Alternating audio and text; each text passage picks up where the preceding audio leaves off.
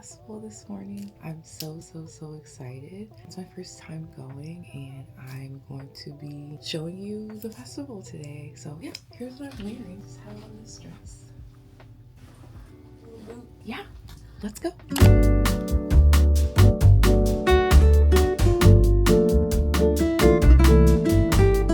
And just like supporting us throughout the years as we've gone through all these different iterations. Okay, we can do that. We can do some calm response because I am nervous. Like, the lights are bright. I can't really see faces, so that's thank you. Yes. Yeah, I think when I talk about, there's so many things you just said, my wheels are just spinning, like what do I want to answer first? When I'm writing fiction, especially when there's sensitive, and what is the path to healing that hurt? Okay, sure. So, okay. I'm getting motivational speaker right now. Can you give me some counseling backstage? You guys.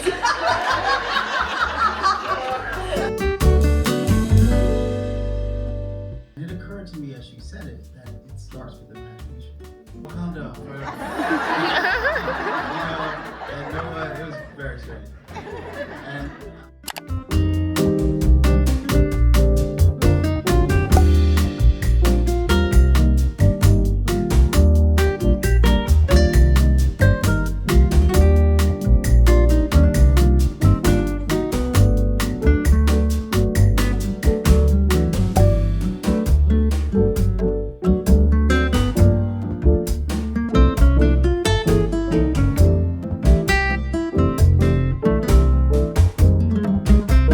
I am back from such a great trip to New York. The festival was amazing. It was so good to see some of my mutuals and some of my favorite authors. I included some clips in this video as well, but it was kind of hard to keep recording because I just wanted to talk and connect with everyone, but I did record as much as I could. And then before I went on the trip, I told myself, like, I'm only bringing carry-on. I'm not buying any books. I'm just gonna go, enjoy myself, and have a good time, and that's gonna be that. Right, so I don't know what happened. I don't have an explanation. But I do want to share the books that I did end up getting on my trip. So first things first, when I was at the festival, Simon & Schuster had a table and they were giving out ARCs, and ARCs are advanced reader copies of some books. So I was able to pick up Gold Coast Dilemma by Nana Malone. It sounds like it's maybe a romance, but also cultural based, maybe some generational things. It sounds very interesting, so I'm excited to read that. And then I also picked up Boat Baby, which is a memoir. I love memoirs. I'm really excited to read this one as well too. Both of them don't come out till April, so I have some time.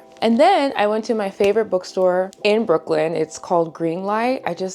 I love it so much. I picked up a copy of James by Percival Everett. I read Erasure earlier this year, and then I also watched American Fiction. I love his writing style, so I'm really excited to read that one. I got Terror Story in paperback. I have had this book on my list since it came out, which I think might have been either last year or the year before, so I feel like it's time for me to own it and read it. Next up is I Could Live Here Forever. This sounded very interesting. It's about a relationship and a partner finds out that the person that she's dating is a heroin addict, I think.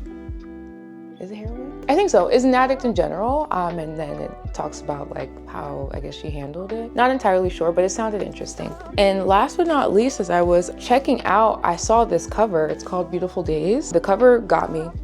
I can't lie. I do love a good cover. It's a short stories, and this also got me too. It says, it's a debut story collection that confronts parenthood, mortality, and life's broken promises. Up my alley. So I'm really excited about that. I am so excited because I just got ready to go and moderate a panel with a book that means so much to me. It's called Gather Me by Glory, also known as Well Read Black Girl. I'm so honored to be a part of her release tour, and this book is definitely one of my favorite books of the year so far. It's a memoir about the books that saved her life, but she talks about it in a perspective of like a first-gen Nigerian American Black woman and what her experience with identity is with that. She's the eldest sister.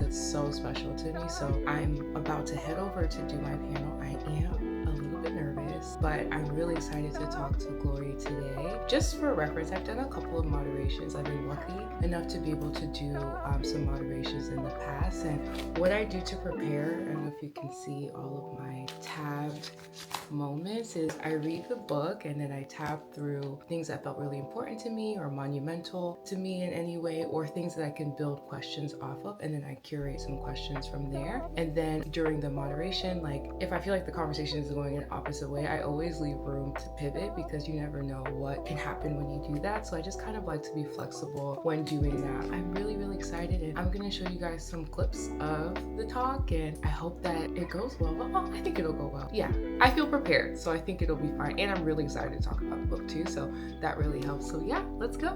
And this is my first time actually reading to an audience, so here we go.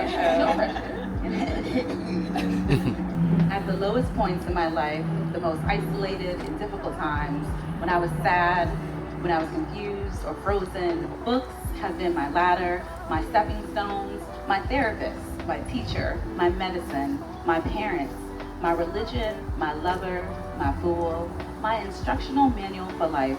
Books gave me my direction, my career, my community, my chosen family, my purpose.